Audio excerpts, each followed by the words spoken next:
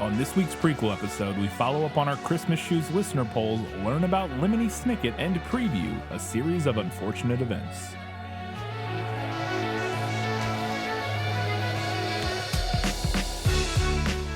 Hello and welcome back to This Film Is Lit, the podcast where we talk about movies that are based on books. It's a prequel episode. We have all of our segments, so much to get to. Let's jump right into it with our patron shoutouts. I put up with you because your father and mother were our finest patrons, that's why. One new patron this week at the $2 Newbery Medal Award winner level, Katarzyna. Katarzyna. I imagine that's how you pronounce it. It looks right to me. Yeah. Let us know. But thank you for supporting us, getting that early access to like what we're actually talking about, and early access to the episodes the night before they come out, and ad free if we ever get ads.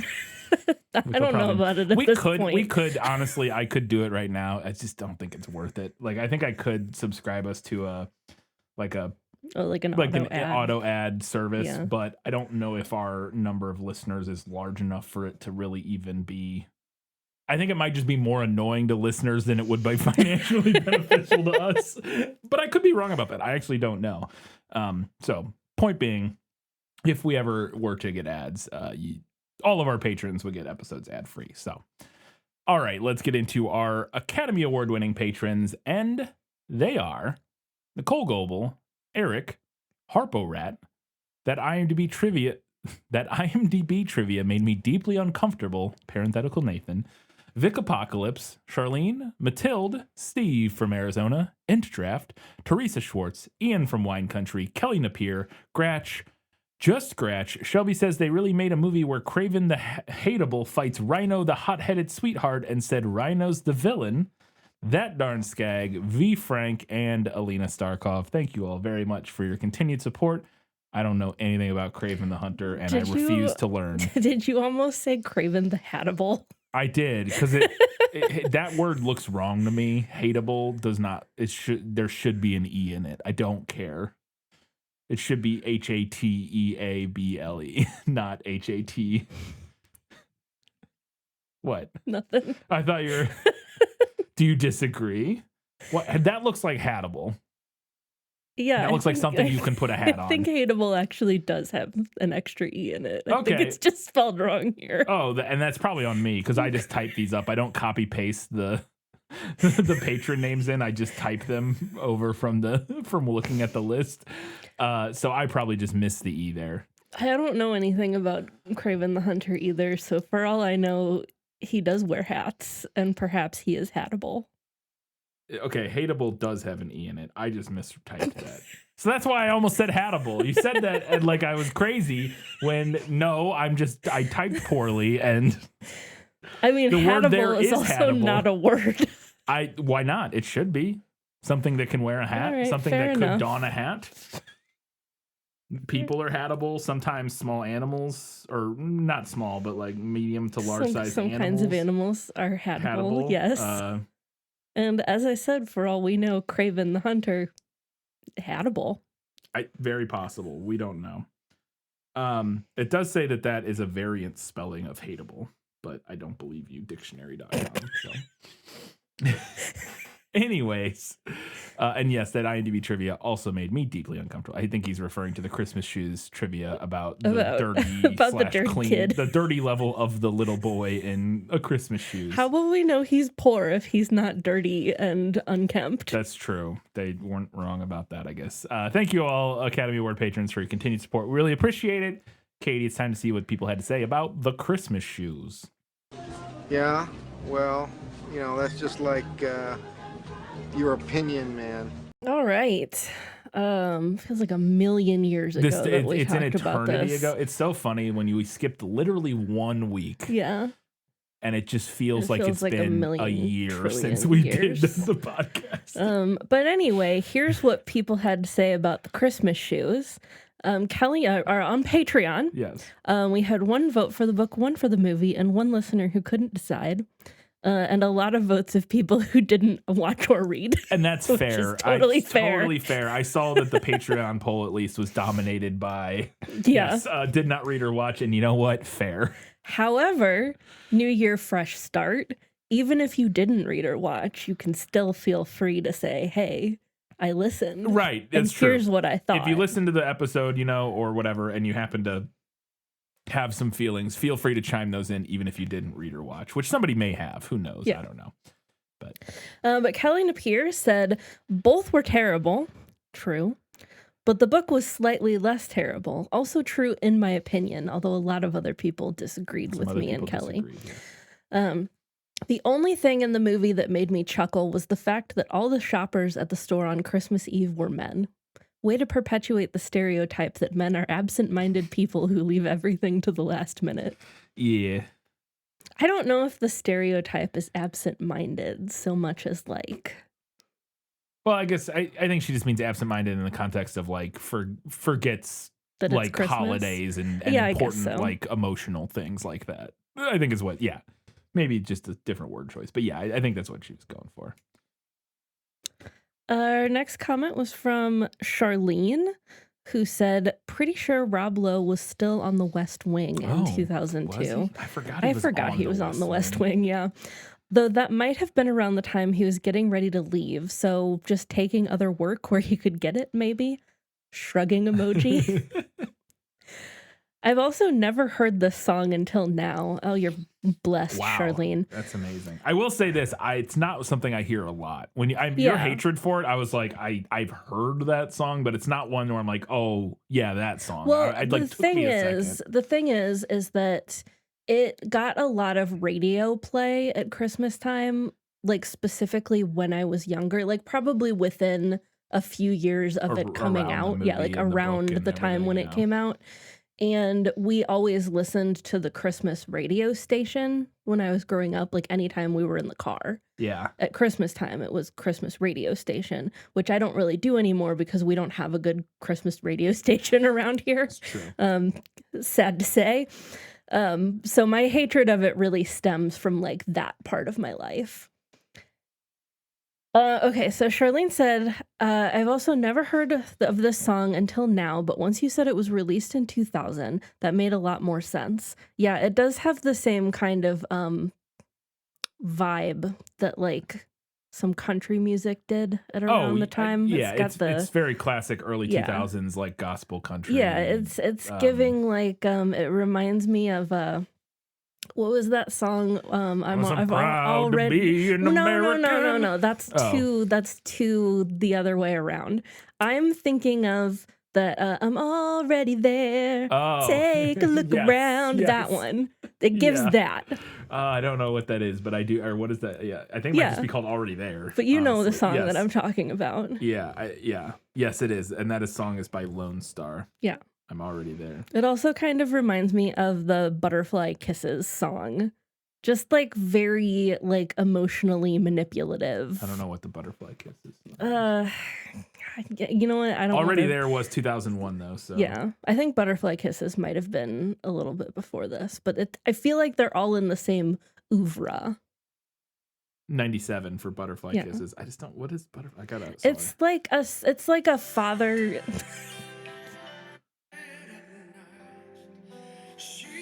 Very similar. Yeah. Yeah, I don't know if I've heard that. Where's the chorus?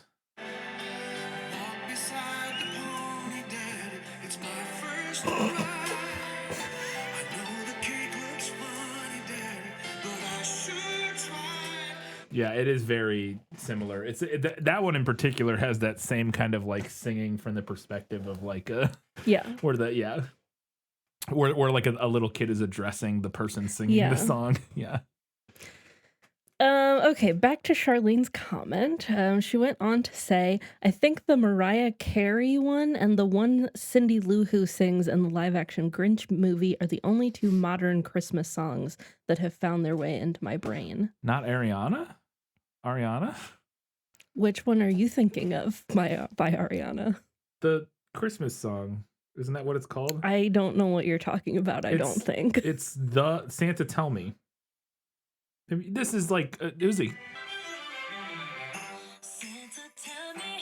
Yeah, I've heard it.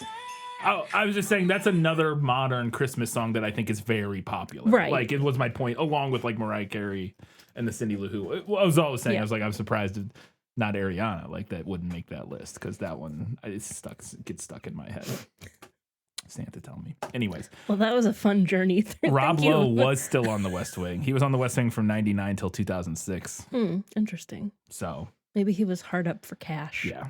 He also, when I was scrolling through his IMDb just to confirm that, it always blows my mind. I always forget network TV exists. He has been on 75 episodes of Lone Star or 911 Lone Star or whatever. Oh, which is so there's like all those 911 shows. Yeah. And I only ever see ads for them, and they look like the craziest thing you could imagine. He is from one of the most famous. He's in one of the most famous clips from that show. The one with the Frozen guy. Frozen, yes, where that's Rob Lowe, where he like starts doing CPR and his hands go through the person's chest or whatever.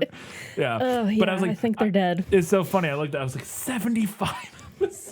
How long has that show been out? What is going on? It's not even, there's a whole different universe out there. Yeah. It's a whole different universe. Every time media. I see like a clip from that show, it almost looks like AI generated nonsense. No, 100%. Like, it's fascinating. I mean, you say that show, there's like 4 of them, I think. Right. But yes. Well, any of them, because I don't know the difference. They all look the same. Yeah. All right. Well, that was fun. Thank you for sending us on that journey, Charlene. Our next comment was from Nathan, who said, "This one goes pretty easily to the movie for me because the author appears to have gotten tired of writing halfway through the book." After his change of heart, Robert reconnects with Kate and then shares the good news with his mother, Ellen, who is still alive at that point. She doesn't die till the last 10 pages of the book when the entire plot has already been wrapped. It truly feels like Donna Van Leer came up with the ending at the grave and forgot to kill Ellen off at any point during the story. So she just tacked it on the end because she couldn't be bothered to rewrite the story. Honestly, I'm going to say also that it was probably completely unnecessary of Donna Van Leer to kill off the Robert's mother.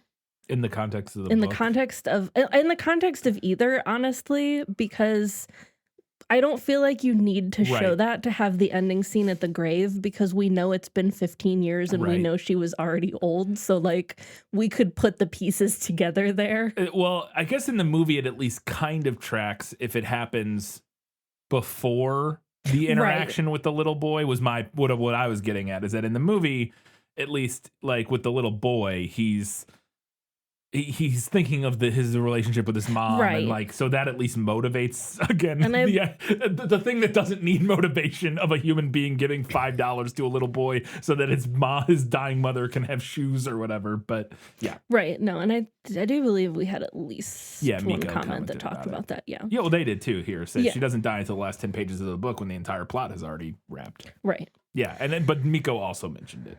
We'll Nathan went on to say, there is also a jump forward at the end, which starts abruptly with Robert finding out his daughter is pregnant with a boy. It's a weird jump that acts like it's filling in a plot gap, but the daughter was a kid when we last saw her and was barely a relevant character, so it's just confusing and irrelevant. She is not an important character in the movie. She's not particularly, no. It's even weirder because it's not the same time as when Robert visits the grave. That is a second time jump in which we can see because it has its own date of December 2000.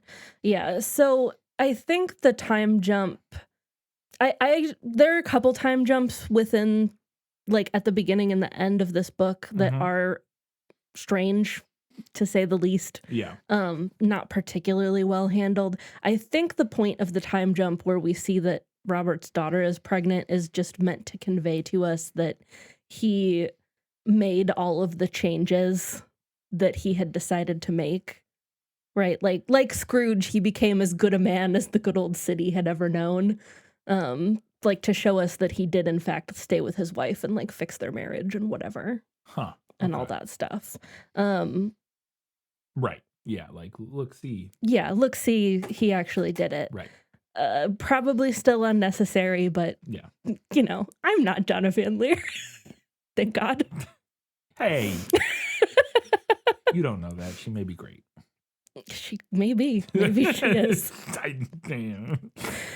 All in all, it feels like Donna had ideas to flesh out the story more and decided to include them all without developing them. The film is not particularly good either, but its plot mostly holds together. While I recognize it's a bit manipulative, I thought it really earned its emotional beats. The actor playing Nathan overcame his lack of appropriate shabbiness to give a really great performance for a child actor, and his scene with his mom, where she explains that she's going to die, was legitimately moving. I also thought Rob Lowe doing good work as a lawyer made sense for his character, so you can see that he's a good person who just needs to be reminded of what really matters in life. The traditional movie way of making him an evil lawyer is a bit silly, and I think this seems more true to life. I agree that it's a little more interesting for him not to just be like a cartoonishly evil, like doing cartoonishly evil lawyer things, but I still think it muddies the point a little bit, and for him to be doing meaningful, important work as a lawyer. I don't know. It's it's hard because, like, obviously, yes, he also needs to make time for his family and stuff like that. But when the stuff he's doing is so important that the people he's doing it for at the end come up to him and go, "Thank you for saving our livelihoods." Yeah. It's like, well, okay, should he have cut up early, like, you know, should he have taken off early and like went home to like hang out with his family and not I don't know. I'm just saying it what I think would have been better is if he was doing not cartoonishly evil stuff, but just like generic money making stuff. Well, and like, that's more of the book's approach, where he's just doing kind of generic and that's what it sounded lawyer like work. Yeah. But you said he was doing like he like handles all the bankruptcy cases. Yeah, and so if he was just doing like I don't know, if he was like a patent lawyer or something, whatever, but it's something that like he's so committed to it because he wants to make a bunch of money or blah blah blah. Yeah. Like it doesn't have to be cartoonishly evil. He doesn't need to be like shutting down the orphanage or whatever. Like that would be ridiculous. But just make it something where it's like he doesn't actually need to spend like 20, all this time away from his family working on this, because like he's doing it for money, but they don't actually need the money because they're happy with their life as it is and blah blah blah, and they just want to spend more time with him. Whereas in the movie it's like, well, actually he kind of did need to do all this work because otherwise all these poor farmers would have lost their farms. And right. So like, yeah, no, when we discussed, the movie is kind of trying to have its cake and eat it too with that, and it got muddled for me in both, honestly, because we have the tactic of the movie where we're kind of trying to have it both ways. Yeah. But then the book, I felt like, didn't really do what you were describing either. Yeah. Because he is kind of just doing like generic legal work. Yeah. But he's also doesn't seem particularly like, oh, I gotta make money. Yeah. So I didn't really think it was particularly well handled either way. Yeah. Continuing with Nathan's thoughts, he went on to say, in my headcanon, not only are Dalton and Ellen a couple in the movie, but in the book they are in a throuple with Dalton's still living wife, which I can make a textual case for. Oh. Because there is a singular line in the book, and here's the thing. I know that Donna Van Leer didn't mean this. Sure. You would assume based on her canon. Yes. I understand that Donna Van Leer didn't mean this. I'm going to have to find... Where are my reading notes? Mom, Dalton, and Hetty were more than just neighbors. Ooh. Spicy. They were also friends, I assume. Yeah, they were also friends. Yeah. I believe is what she was going for. However, you could make a textual more argument than just neighbors. Nice. that they were perhaps more than just friends there you as go. well. The scene where Nathan actually puts the dancing shoes on his mom was completely unnecessary. It felt like somebody with a fetish wanted it to be there. I don't know if I think it feels like I don't remember that scene, so clearly it did not have a big impact on me. He's at the bed. He just walks down to the end of the bed and puts the shoes on her. Like, I remember it. I fair enough. I don't think it felt perfectly like it didn't feel weird or out of place to me. I felt like he gets her shoes and then she can't move in bed, so he goes and puts the shoes on her, like so she can wear them. Like, it's fine, but. I will never disagree that I will never discount the chance that somebody with a foot fetish got mixed up in this somehow, because that tends to happen. Yeah. In movies for some reason. So it does. Speaking of the shoes, Nathan also said, I thought the shoes were pretty fun looking and not at all ugly, but I have like 50 pairs of shoes, so maybe my standards are too low. I mean, it's very clearly very subjective. But very subjective. For me, it's mostly the early 2000s-ness. Yeah, they just felt like a very specific dated look that is not. Yeah. I also don't like kitten heels. No. Not into low heels. I had 2 thoughts about the heart transplant, so I looked up the answers. I wondered, if you're going to die without a heart, wouldn't it be better to receive a heart with hepatitis? And can an adult really receive a teenager's heart? It turns out that people who do not have hepatitis do receive hearts from hepatitis-positive donors, and it has a roughly equivalent survival rates over the first year. So she could have had that heart. So finish that. Also, adults can receive hearts from adolescent or even pediatric That's donors. crazy to me. That is kind of crazy. That's wild. Like teenager, maybe not so much, but Yeah. like a kid's heart is crazy That to me. seems wild. But I guess though, if they've been operating with so much reduced blood flow, if their own heart has been so, like, it's maybe not that much of a difference, at least initially. But that actually was a thought I had. It makes perfect sense. I'm like, yeah, like obviously having Hep C or whatever it was is not good, but I also don't think it's like a death sentence, like a heart. You know what I mean? Like I think it's somewhat true. Like it'll like you'll deal with health issues and stuff, but if the option is that or just dying from heart failure, I think you take the Hep C or whatever. And now this also may be a thing that maybe it's not been that long, but 20 years ago, maybe they were a little bit more stringent about how they did it because the technology wasn't as good, so they wanted to make sure. I don't know. Well, and when I was watching, I just kind of like assumed that maybe there was like some kind of law in place, or maybe it was like an ethical thing where like they can't ethically transfer. Yeah, maybe that's like changed in the intervening years. We've changed some. Yeah, I don't know. It's interesting. Interesting. Because I did have, like I said, I had a similar thought, all I'm hearing here is that she could have lived, but yeah. Because like I said, that was my thing. Had I'm to like, die. If I'm her, I'm like, I don't care. Put the Hep C heart in. Like what? Like I said, I don't know. Give me the Hep C, doc. Because again, I think you can just take. You can just take a bunch of medications and then maybe get a liver transplant at some point. Like, and I think a liver transplant is less. Well, and I mean, to be fair, this is supposed to be set in the mid 80s. Oh, right. Yeah. And well, then in that case, I could see. And considering, like, I was just thinking, I don't know about Hep C specifically, but I was considering how far like HIV treatment has come since then. Maybe this would have been a death sentence in 1985. I don't know. Yeah. Nathan went on to say, Rob definitely acted like a jerk to Jack in the shop, but he was right. His car broke down again basically right away, so it really seems like it was a bad repair shop. I didn't even think about that, but you're not wrong. Yeah, like it does immediately break down again. Like immediately.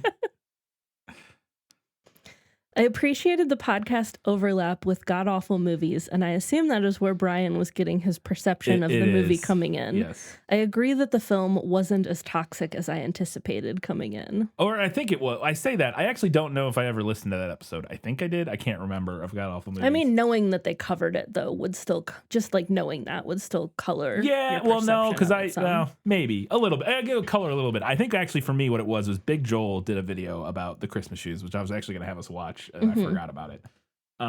About the Christmas shoes, and he was very critical of like the plot, and maybe a little bit differently critical than Gam would have been. But his was more about like the weird relationship between like Lowe's character and the little kid character, and how they're kind of like the same character, and about how like none of the people in the movie will just give the kid money for the shoe. His video is very interesting, but I think that was also part of what was coloring it, because I believe I had seen that video before we watched it, and that would have been years ago at this point. But so yeah, I think my perception was colored coming in, which made me expect it to be a little bit more like sinister, like obviously evil than it was. Which again, I think it's still there kind of under the surface, but I just don't think it's as on the surface evil as it potentially, I don't know, is interesting. Yeah. Speaking of god awful movies, keep your ear out for the future on that. That's all I'll say right now. Ooh. Tease. Spoilers. Teases. Yeah.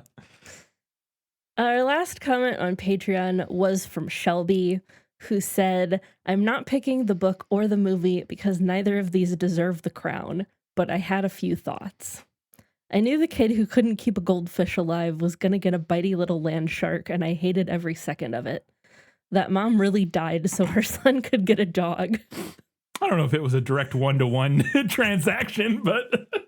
But had she lived, would the kid have gotten a dog? I think so. Maybe eventually. I don't think he would have gotten a dog as quickly as maybe not as quickly, no. I agree, yeah. I interpreted the scene in the classroom where the teacher reads the story and Maggie cries about the shoes a little differently. I think it was another scene where they wanted to set up that she's sick, and then she covers up by pretending she's crying over the story. I don't think, did she? No, because she doesn't know at this point. Well, she thinks she has the flu. Yeah, that's what I mean. Right? Like, because at this point, she has not, I don't think, has had that meeting where the doctor showed up and was like, oh, we thought, because he basically just comes like, we thought it was the flu. Turns out, no, it's heart failure. You're dying. Yeah. I don't think, because this is like right away in the movie. Yeah, this is like the first scene we see her. Yeah. Yeah, so I don't know if that tracks, because again, I don't think she thinks she's like mortally like ill. I think the scene would have been better if this had been the case. Yes. Yes.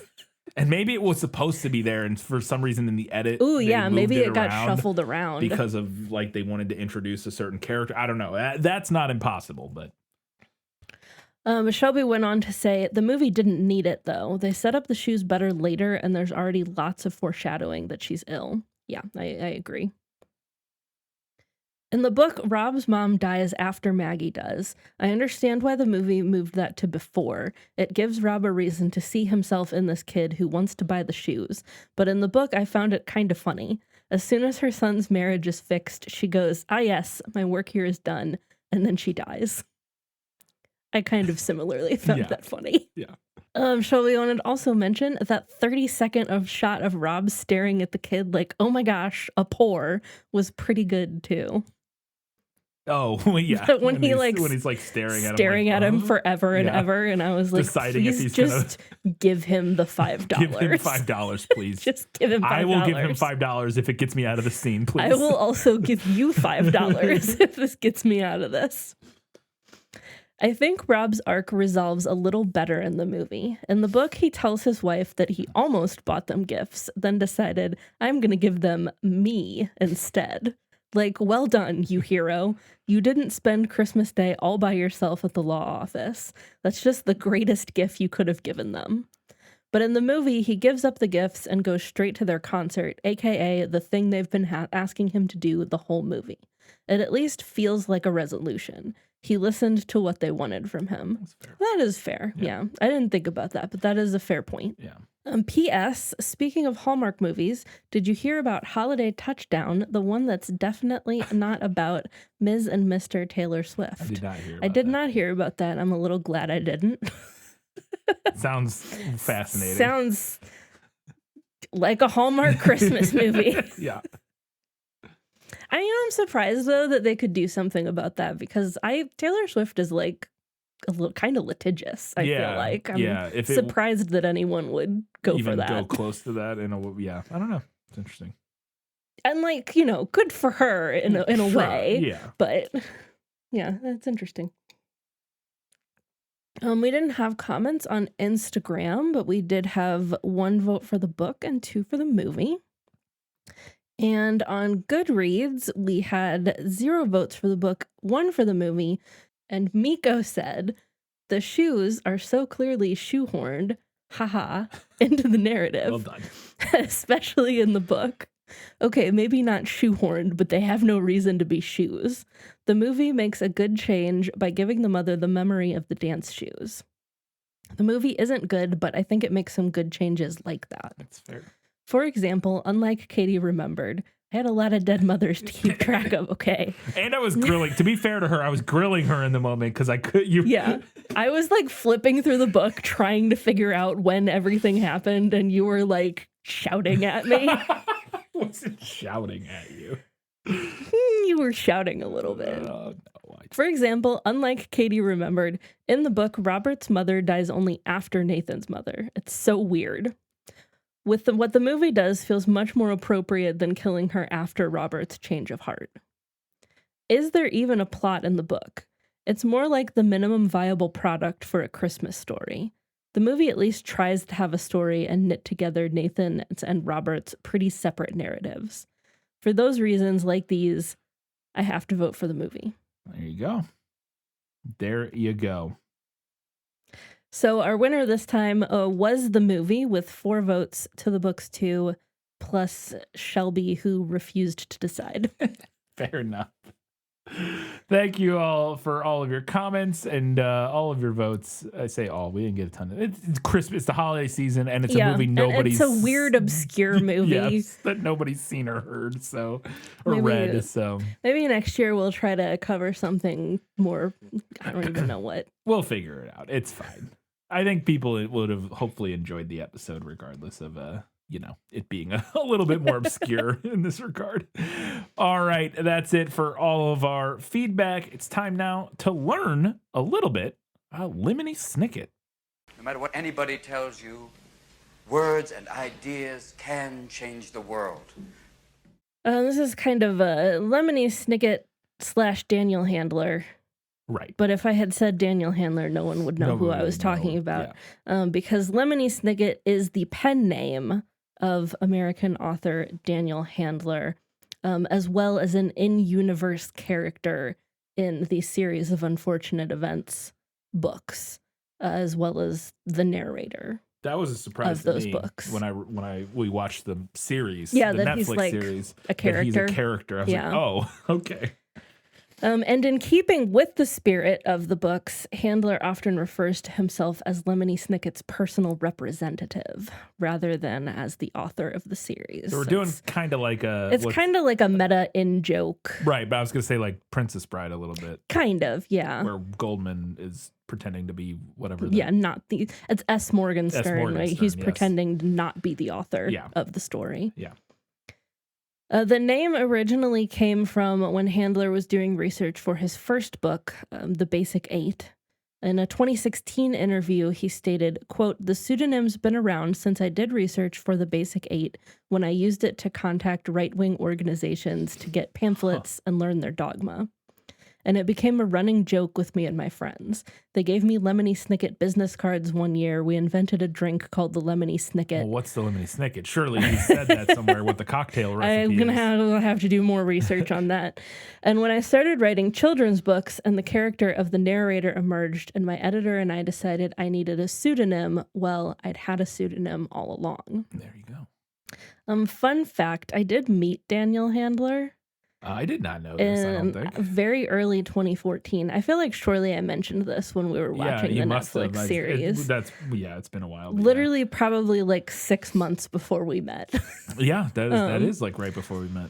I met him at an author event at a library in St. Louis, and I have a couple signed books.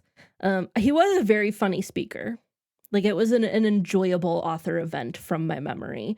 My impression of him overall, which will probably come as a surprise to no one who's interacted with his work, is that he seems like he probably considers himself a little bit edgy, quote unquote. Do you know what I mean? Yeah. I also wouldn't be surprised if maybe 2014, we were still on the back end of that being, or even in the middle end of that being, I think there are I'm not saying I would have considered myself quote unquote edgy or whatever in 2014, but we're in that time period where a lot of the online internet discourse, there was a period of even like progressive people were like making jokes that we no longer would find acceptable jokes. I've got more. Okay. I don't know if you looked at my notes I did not. at all. No, I didn't. I've got more. Okay. So it will probably come further as no surprise that Handler has had a couple of controversies under his belt. Particularly At the November 2014 National Book Awards ceremony, Handler made a controversial remark after author Jacqueline Woodson was presented with an award for her book Brown Girl Dreaming. During the ceremony, he said that Woodson was allergic to watermelon, and like made a joke about her being allergic to watermelon. Oh, okay. Which is a racist stereotype. Right, yes. I don't know if that's a stereotype outside of America. Yeah, I have no idea. But it is here. Yes, it is a traditional racist stereotype in America that black people like watermelon for. I don't even know where that comes from.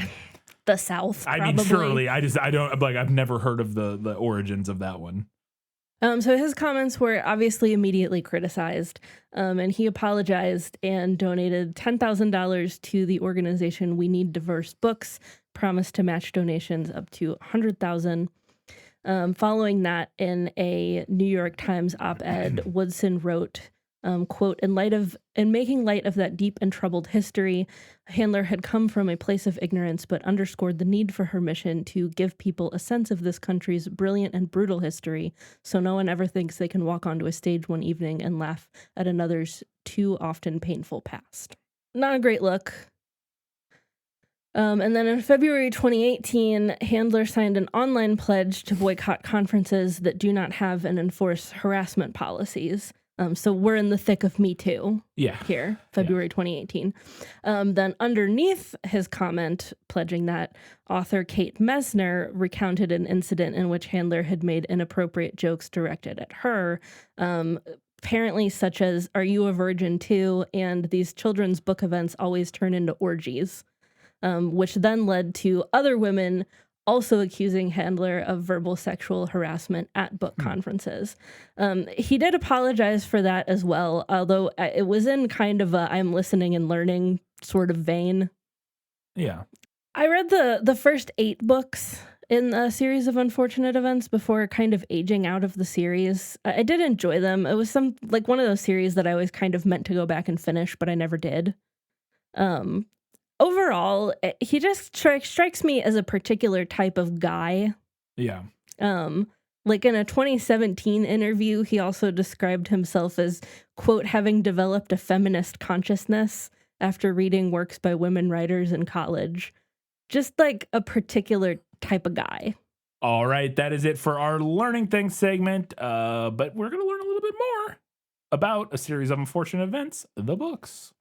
This is the story of the 3 Baudelaire children.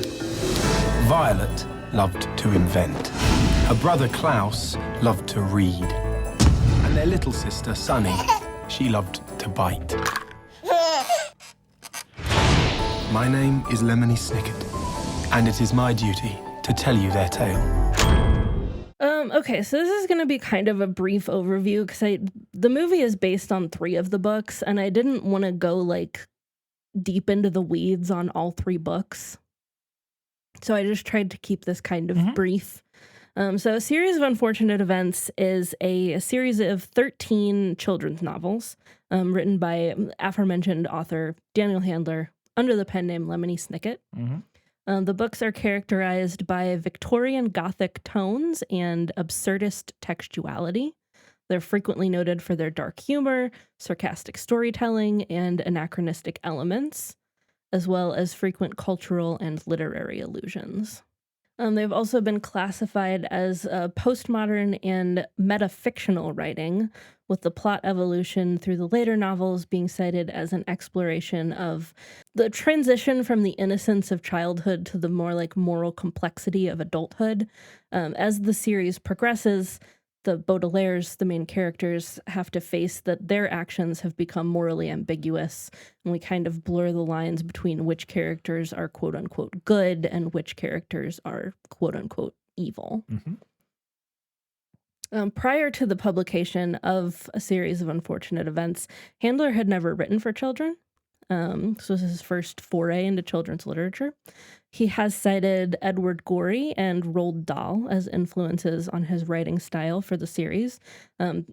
2 references that make absolute perfect sense if you know anything about Edward Gorey and Roald Dahl. Roald Dahl, I was trying to remember, what did Edward Gorey Like, what is he known for? Edward Gorey maybe is best known for his like ABCs series, the ABCs of Edward Gorey, I think. Oh, the theatrical adventures. Gashly Crumb Tinies. That's what I was thinking of. Oh, what is the thing you said? Sorry. It was just words. I didn't. The Gashly Crumb Tinies. I've never. A very gory alphabet book. I've never heard of So this. it's a series of it's like an alphabet book, and it's a series of illustrations, and all of the letters are like people dying in horrible ways. Oh, okay. Like A is for Amy, who fell down the stairs. Oh, yeah, that sounds familiar now. That title, though, yeah. meant nothing to me for whatever reason. Okay. And his Edward Gorey's illustrations are also very recognizable, and also make a lot of sense within the context of a series of unfortunate events. Yeah. So the 2004 film that we're covering, as I mentioned, is based on the first 3 books in the series, The Bad Beginning, The Reptile Room, and The Wide Window. The first 2 of which were published in 1999 and the third in 2000. Mm-hmm. Following the release of the first novel, the books quickly gained significant popularity, critical acclaim, and commercial success worldwide. So it was also like right in the heyday of Harry Potter. Yeah. So it was absolutely the right time to be publishing a series of weird kid children's books. Criticisms of the series include it being repetitive and formulaic, as well as its general darkness, a thing that a lot of parents tend to not like in children's literature for whatever reason. Much like Roald Dahl's work, the series leans into acknowledging that the world can be a very dark and dangerous place, especially for children, and that adults are not necessarily to be trusted wholesale. Yeah. I will say the repetitive thing is one of the maybe criticisms I had of the TV show. Yeah, was like they it started are getting very, a little like, okay, like we're doing kind this of again. we repeat kind of the same story beats over and over. And I do think it gets a little more interesting later on when we get a little more into like the moral ambiguity of like who's doing what. But yeah, I mean, that was kind of one of the reasons that I fell out of reading the series, because like I read 8 books and I was like, okay, we just kind of keep somewhere else. We keep doing the same thing over and over again. Another person, and then they're also evil in some way or whatever, or weird. Or more likely or not, just ineffectual. Right? Yeah, that's it. Yeah. It's been, I remember it's been so long since we watched. We watched that like as it was coming out on Netflix. Airing, which was like the 2017 to 2019, I want to say. Almost 10 years ago at this point. Lifetime ago. 8 years ago, yeah. Yeah. All right, that is it for all of the book facts. Let's learn a little bit about A Series of Unfortunate Events, the film. No one knows the precise cause of the Baudelaire fire. And just like that, the Baudelaire children became the Baudelaire orphans.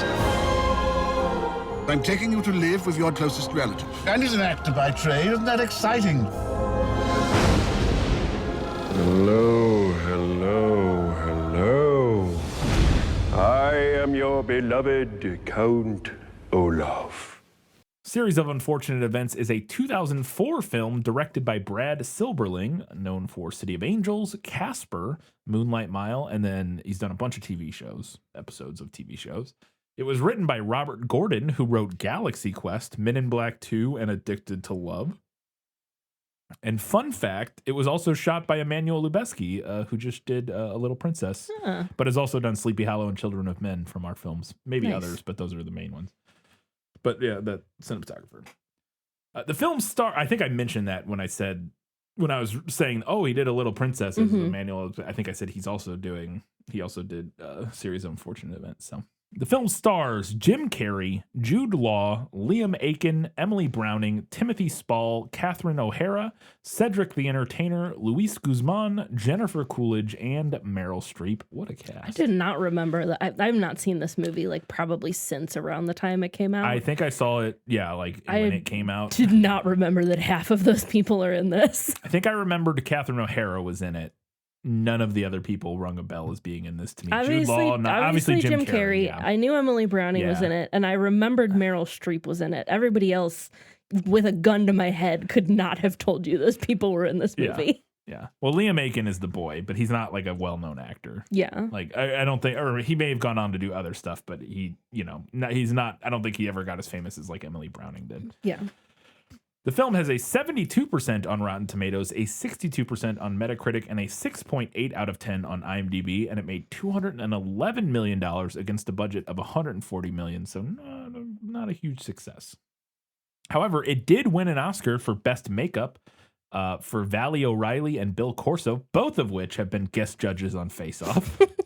I was interested to see who did it, because this felt like a very V. Neil type of thing. Yeah. And so I was like, wonder if V. Neil did it. And I saw Valley O'Reilly and Bill Corso, and I was like, those names sound familiar. And I clicked on them. As soon as I saw the pictures, I was like, yep, they've been on Face Off. And I did confirm it, but yeah. It was nominated but it was also nominated for Best Score, Best Costumes, and Best Art Direction. So some of the technical art direction-y kind of stuff.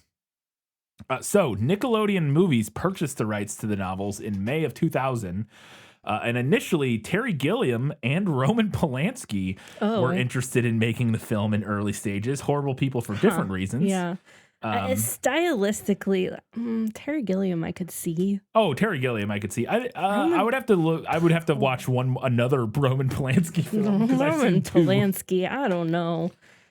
I don't know enough about his whole, like I said, I've seen Rosemary's Baby and I've seen Chinatown. Yeah. And I think that's it from his very random. catalog. That feels very random to me. Maybe he liked the books. I assume that's why. It just said he was interested in making it. It didn't say that he was even really considered this. Yeah. So I don't know. They probably just expressed in an interview or something. Canadian filmmaker Guy Maddin was actually Daniel Handler's pick to direct. Guy Maddin is kind of it would have been really interesting, but I looked him up because I'd never seen any of his stuff and I'd never even heard of him. Mm-hmm. He is like Canada's maybe most famous director in terms of like art house like most like what's the word? Celebrated maybe director. His movies are not you will have never heard of any movie he's ever made, unless you're like a movie right buff snob, whatever. But he's a very like surrealist kind of like director. Like a lot of his stuff is very weird and esoteric in a way that's, or at least appears to be. I have not seen any of it. I was just kind of clicking through trailers and looking, and in like the Wikipedia articles, a lot of his films are described as like surrealist and stuff like that. He seems like a very interesting director who makes very interesting movies. Maybe a little too interesting for a kid's movie based on what I've seen, but maybe not. I don't know. And then in 2002, Barry Sonnenfeld was announced as the director, who was the director of The Addams Family, The Addams Family Values, Men in Black, Get Shorty, among other things. And Sonnenfeld hired Handler, Daniel Handler, that is, to write the script, originally planning to make it a musical. Interesting. And Jim Carrey was cast as Olaf in September of 2002. But the film pretty quickly ran into problems as Paramount only wanted a $100 million budget for the film, while most of the people involved in the project thought that was way too small of a budget for like the vision they had for the film. They thought it was going to be significantly more than that, which the budget ended up being $140 million. Eventually, DreamWorks would come on to co-finance the film. But when that all of that stuff went down, Sonnenfeld left the project, and Jim Carrey decided to stick around as long as he had a say in who the new director was. So Brad Silberling would then sign on to direct in February of 2003. And when he came on, Robert Gordon also replaced Daniel Handler as the screenwriter. Apparently, Handler had written like 8 drafts of the film at that point, but they didn't end up using him. And he was offered a writing. Well, I'm sure they used parts of it. Who knows? Mm-hmm. I mean, it is based on the book, so I imagine they used parts of it. But he was offered a writing credit by the Writers Guild for all of his work on the scripts up until that point. But he actually refused it because he felt that it would be unfair to Gordon. Because he wasn't the person who wrote the script that was interesting. The thing. But he did approve all of the changes in the film, according to Wikipedia. And who knows what that means? Like, he at least didn't cause a huge stink about it in the press or anything like that. So filming began in November 2003 at the Paramount Studios backlot and sound stages. Then it moved to Downey Studios, which is an old NASA facility that was a backlot for a while, which actually where they filmed Christmas with the Cranks. Oh. It's like one of the main, Good. that whole street that Christmas Yeah. with the Cranks takes place on was built at Downey Studios, which is no longer a studio anymore. It was closed down and is now a shopping mall in LA. America. Yep. But Downey Studios had a big water tank apparently, which is where they filmed some of the later Like the stuff lake with scenes, I assume. and the water stuff. So, talking about the visual style of the film, Lubezki compared it a little bit to Sleepy Hollow, but when talking about the specific color choices that they made for this film, he said, quote, "The story is very episodic, so we picked a different color scheme for each section. For example, Count Olaf's house has a lot of greens, blacks, and grays. The house of Uncle Monty has a lot of greens and browns and a bit of yellow, and the house of Aunt Josephine has blues and blacks." When the children... so... Getting into some IMDb trivia. So take this all with a grain of salt, these next couple. When the children first meet Count Olaf and Jim Carrey says, "Wait, let me do that one more time. Give me the line again quickly while it's fresh in my mind," was not actually in the script. Carrey accidentally forgot his line, stayed in character, and wanted to try it again, but they kept rolling and they felt it worked, so they left it in, or so they used it in the film, not left it in the film. So again, who knows? It was the number one IMDb trivia fact. Those kind of things are often not accurate, but Yeah. you never know. So during production, Liam Aiken, who plays Klaus Baudelaire, grew 4.5 inches over the course of production, ending up being taller than Emily Browning, who he plays the younger brother of. Nice. Because he hit a growth spurt while they were filming. Apparently, at some point, Tim Burton was attached to direct, with Johnny Depp playing Count Olaf and Glenn Close playing Aunt Josephine. Tim Burton makes so much sense for this property, like on paper. Yeah, yeah. That's the thing. Yeah. To me, like the fact that you're like, it's got it. Oh my God, Tim Burton makes so much sense is why you should not get Tim Burton to direct this, in my opinion. Johnny Depp as Count Olaf, God, it would be I don't think would have worked. I can't even say why. I just don't think that would have worked. Count Olaf's an exhausting character, period. Yeah. And I think I think Johnny Depp would have truly made it. Like, I'm sure it would have been fine, but I bet it would have. I don't know. I think it would have been a lot less like on the enjoyable level of Jack Sparrow, and a lot more like his version of Willy Wonka. Yeah, would be my guess.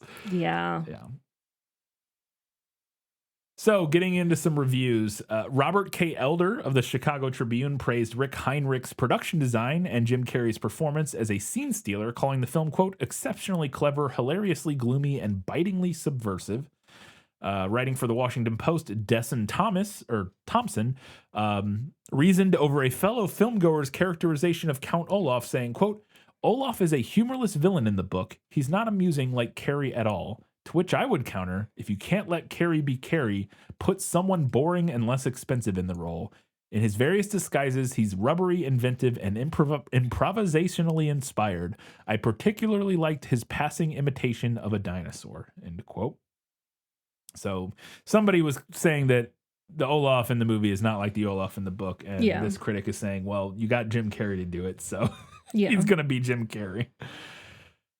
Writing for the Boston Globe, Ty Burr said, quote, "Director Brad Silberling has essentially made a Tim Burton movie without the weird shafts of adolescent pain. At the same time, Silberling's not a hack like Chris Columbus." God damn. Coming at him.